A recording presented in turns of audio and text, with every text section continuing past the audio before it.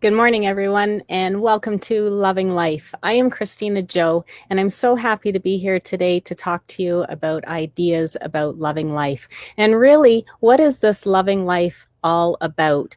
And what I have found that loving life is all about is about loving myself. The more I find I love myself, the more I find things about my life to love, and vice versa. The more I find about my life to love, the more I find about myself to love.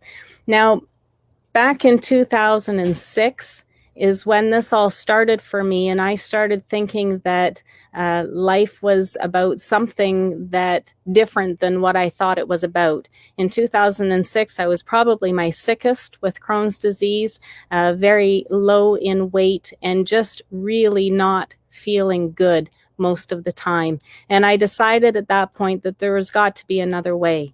And when I said that there has got to be another way, then the other way started to come to me. And what that came to me was in the law of attraction. I started learning a lot about the law of attraction and how I was attracting things into my life, and how I had some control over how I think about things, and that would change how I feel and how I experience life. So the law of attraction really has been a big part of my process.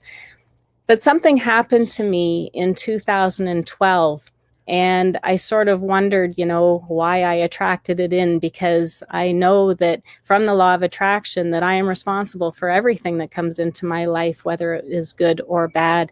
And so in November of 2012, I was in a car accident. I was sitting at a red light, and the light turned green. When the light turned green, I just started to go. I was in my blue minivan. I loved my blue minivan. And as soon as I started to go, bam, I was hit just that fast. And the car hit me. It came through the red light that I was going through, the green light, and the car came and T-boned me because he was running the red light. And it hit right behind the driver door, just inches from my door. And the accident really could have turned out much differently than it did. But the way it did, I wasn't hurt hardly at all. I chipped a tooth and I had a bit of a sore neck for a little while. And other than that, I wasn't hurt at all. So I really counted my blessings, but I thought about, why did that come in to my world, and what was going on in me that was bringing that sort of an experience to me. And so I went and talked with my life coach, my spiritual coach, and I had a really good conversation with her. And then I had an energy reading done.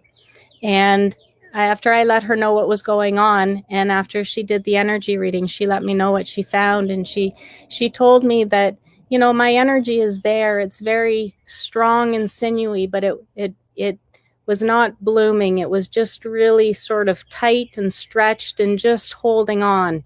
And it wasn't flourishing and blooming and growing and such.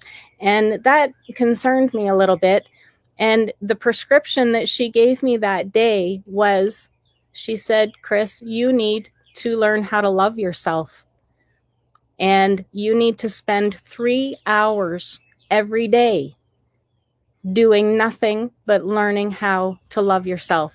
Now, I was a relatively new entrepreneur at the time, so I didn't have a job that I had to go to, and I was able to work that 3 hours into my life. And I took that prescription from her very seriously. I thought, that accident was too close of a call for me not to pay attention to what's going on inside me.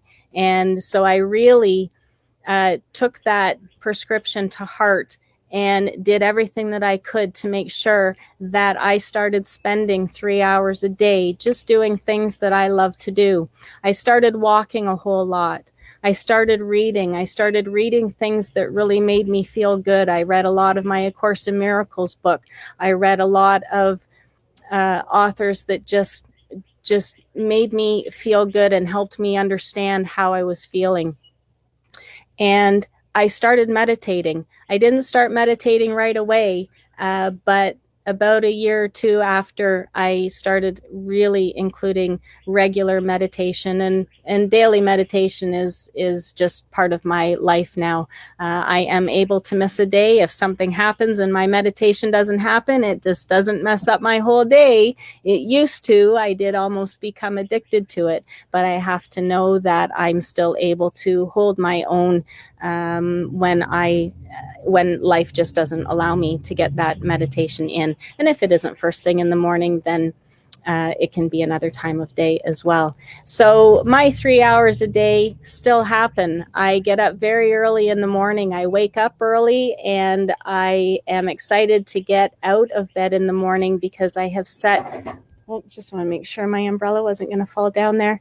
I have organized life in a way that allows me to take that time. But anybody can do that. Anybody can choose to get up earlier in the morning, to create some time for yourself, to figure out what it is that you love, what is important to you, what matters to you, what are the things that you want out of life, what do you want to do in life.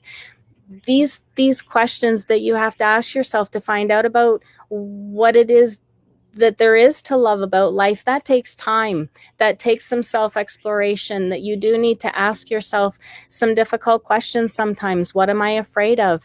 You know, in the beginning, taking that 3 hours for myself, I had young children, and that was just near impossible to allow myself that time. But I said, I'm not important, and I need to get up early. And if I need to stay up late to do something, however I need to do this, I've got to spend this 3 hours in a day doing the things that are important to me, that help me understand what life is all about, why I'm here, and what there is really to love about life.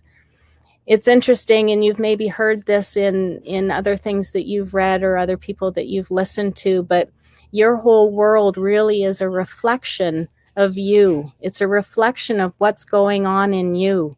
So if you've got some people, some angry people around you, and you notice a lot of anger around you, you've got some anger in you. And maybe take a look at, what is this anger in me? If you're noticing a pattern in other people in your life, you've got that same sort of pattern going on. So if you can understand that when you're with someone and they are your reflection, it makes it a little bit easier to take responsibility for what's going on and what's happening in your life. It just gives you a different perspective to look at them from.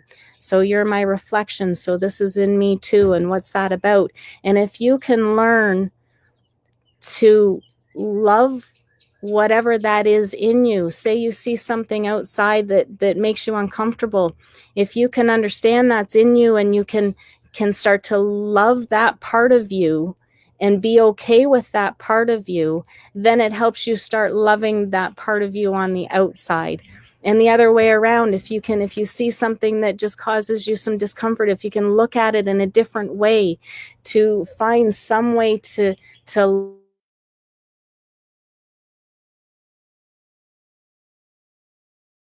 understand those things in you and accept them in you. The more you can accept yourself and love yourself, the more you can love life. And really,